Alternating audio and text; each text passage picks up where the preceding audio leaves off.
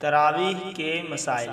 रमज़ानुल मुबारक के पूरे माह रोज़ाना 20 रकात तरावीह मर्द व औरत दोनों के लिए सुन्नत मुअक्कदा हैं। बिला उज़र तरावीह छोड़ने या 20 रकात से कम पढ़ने वाला मर्द हो या औरत गुनहगार है। बाज़ मर्द हजरात और अक्सर ख़वातीन तरावीह की नमाज छोड़ देते हैं, ऐसा हरगिज़ न करना चाहिए। और तरावीह की 20 रकात नबी करीम सल्लल्लाहु अलैहि वसल्लम और सहाबा कराम रज़ियल्लाहु ताला अन्हुम से साबित हैं। और मशरिक़ से मग़रिब तक पूरी उम्मत मुसलमा में 20 रकात का तआम्मुल रहा है, लिहाजा 8 पर इक्तिफ़ा करना सही नहीं। पूरे रमज़ान में एक मरतबा कुरान मजीद मुकम्मल करना पढ़ कर या सुन कर सुन्नत है। कुरान मजीद मुकम्मल हो जाने के बाद तरावीह छोड़ देना सही नहीं, क्योंकि दोनों अलग अलग मुस्तकिल सुन्नत हैं। तरावीह 2-2 रकात करके पढ़ना बेहतर है और एक सलाम से 4-4 भी पढ़ना जायज़ है। ख़वातीन को तरावीह की नमाज अपने घरों में अलहदा अलहदा पढ़नी चाहिए। इनको मस्जिद में पढ़ने के लिए आना मकरूह है। तरावीह में नाबालिग लड़के को इमाम बनाना जायज़ नहीं।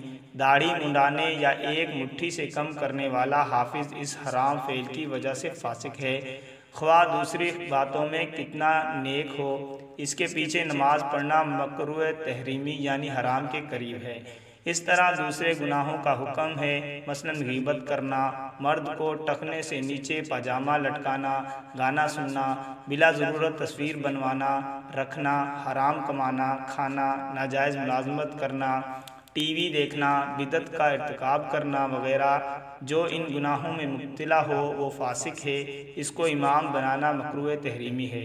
नेज़ ऐसे शख्स के पीछे तरावीह पढ़ना भी जायज़ नहीं जिसका तलफ़्फ़ुज़ सही ना हो और कुरान मजीद को गलत पढ़ता हो, या वो कुरान मजीद को बहुत तेज़ पढ़ता हो कि जिससे हरूफ कट जाते हों, और या अलमूना तालमूना समझ आता हो, या नमाज के अफ़आल इतनी जल्दी अदा करता हो कि नमाज के फ़राइज़ या वाजिबात भी पूरे ना होते हों।